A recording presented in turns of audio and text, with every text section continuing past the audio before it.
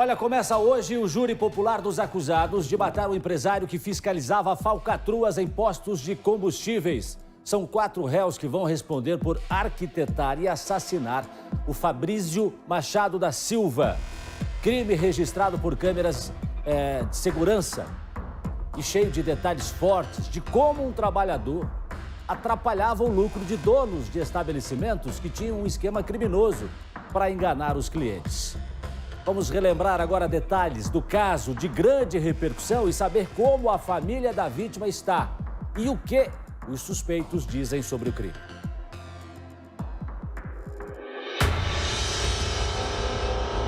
Já são mais de 4 anos de um crime que chamou a atenção das autoridades. Um trabalho de fiscalização que trouxe inimigos para a vida de Fabrício Machado da Silva. Ele era presidente da Associação Brasileira de Combate a Fraudes de Combustíveis e investigava postos no Paraná, em São Paulo e em Santa Catarina. Na noite do dia 23 de março de 2017, quando chegava em casa, no bairro Capão da Embu, em Curitiba, Fabrício foi assassinado a tiros. As imagens de câmeras de segurança mostraram que o motorista de um outro carro bate no de Fabrício. Logo que ele desce, é atingido pelos tiros. A polícia pensou no início se tratar de um latrocínio, mas nada foi levado dele. 2 dias depois, uma operação da Polícia Civil levantou outra hipótese. O Ministério Público recebeu informações da associação presidida pelo Fabrício sobre fraudes em diversos postos e a morte dele teria sido encomendada. Ao longo das investigações, a polícia chegou até o Nildo Córdoba II, dono de alguns postos que foram fechados por fraudes. Ele seria o mandante do crime. O Nildo teria procurado por Jefferson Rocha da Silva, mais conhecido como Gadeia. Foi ele quem indicou a pessoa que poderia matar o Fabrício. Patrick Leandro Diabo Loiro foi o indicado. Segundo a denúncia, era ele quem dirigia o Sandero de cor vermelha que aparece nas imagens. Desde a manhã daquele dia, Diabo Loiro passou diversas vezes na frente da casa do Fabrício, esperando o melhor momento para cometer o crime. Em outro veículo estava Matheus William Marcondes Guedes. Foi ele quem ajudou o Patrick a fugir. Depois do crime, o carro deles foi incendiado.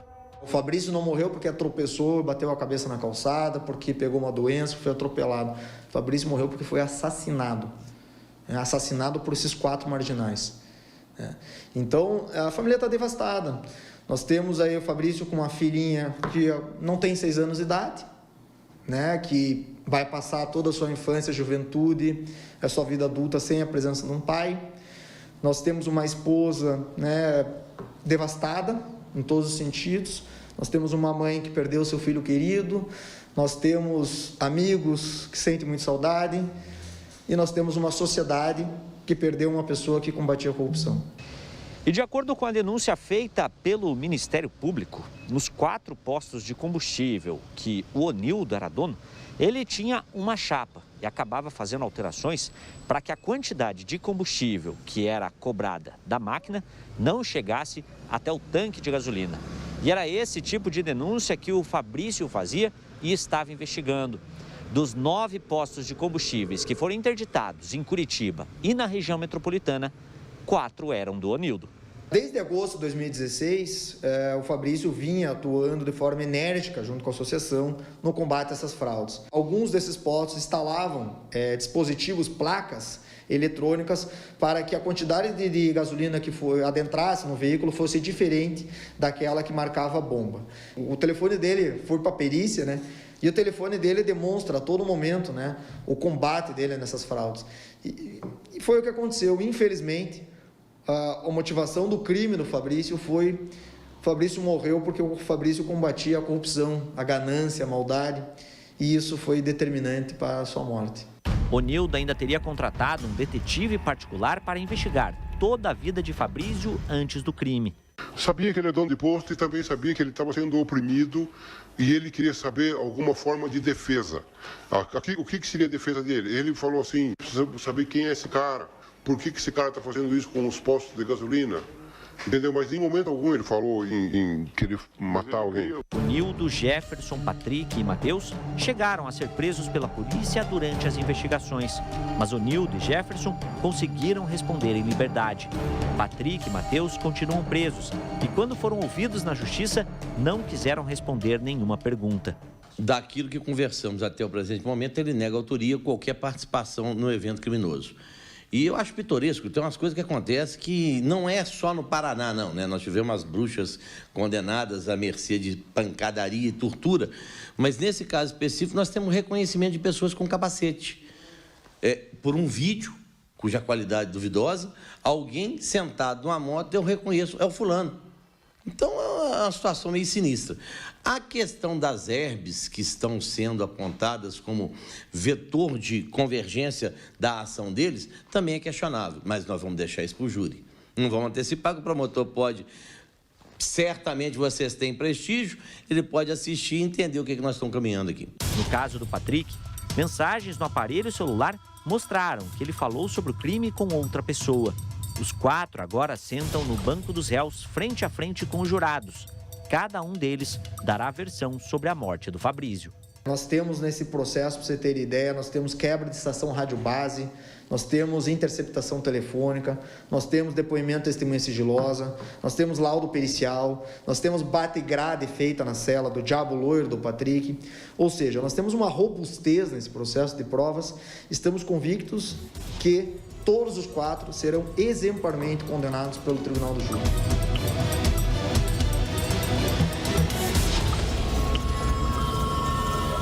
Quatro anos depois, né, doutora Márcia? São 4 anos, né? Isso. Aí os 4 vão para júri popular. A história me parece que indo para o júri está bem amarrada, hein? Sim, você vê que existe um bojo probatório muito importante, mas eu achei interessante nessa história que antes ele contratou um investigador para acompanhar a vida da vítima e a ideia que me parece que ele tinha a ideia ou o plano de desmoralizá-lo. Como não achou nada irregular, nada que pudesse chegar a esse momento de desmoralizá-lo para que ele parasse com as investigações, então optou pela execução, né? Foi o caminho que ele encontrou, né, para acabar com isso. Mas veja que realmente havia irregularidades nos postos dele, né? Sim, eu recordo dessas operações, que eram operações até que eram feitas, muitas delas, num período curto de tempo, e o que se vislumbrava era o seguinte: dentro do dispositivo eletrônico, que é a bomba de gasolina, ela fazia uma diferença entre o que era carregado no carro e o que era cobrado do cliente. E é aí que eles ganhavam na fraude. E agora, doutora Márcia, eu quero falar com a Thaís Travessoli. Thaís tem informações pra gente de como é que tá o júri, porque esse júri começou já hoje de manhã e a Thaís conta pra gente se teve movimentação, se tem movimentação, como é que tá o clima aí que envolve esse júri hoje, né, Thaís?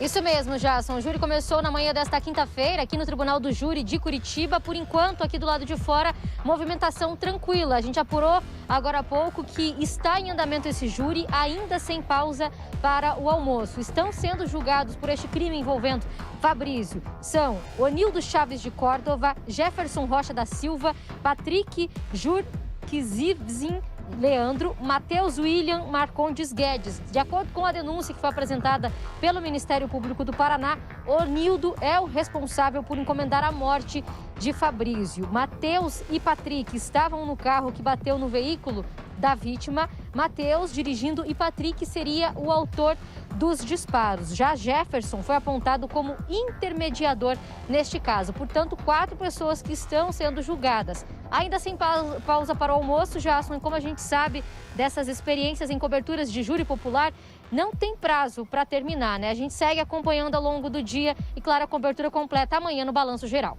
Doutora Márcia Marcondes, pela sua experiência, qual é a expectativa para um júri como esse? Volume de provas a serem apresentadas aos jurados. E por nós temos 4 réus e todos podem apresentar testemunhas também, além das que apresentada pela promotoria, de 2 a 3 dias, se não mais, Jasson. E a gente segue acompanhando aqui no BG. Obrigado, Thaís Travessoli, pelas informações. A gente pode voltar a conversar ainda hoje aqui no BG.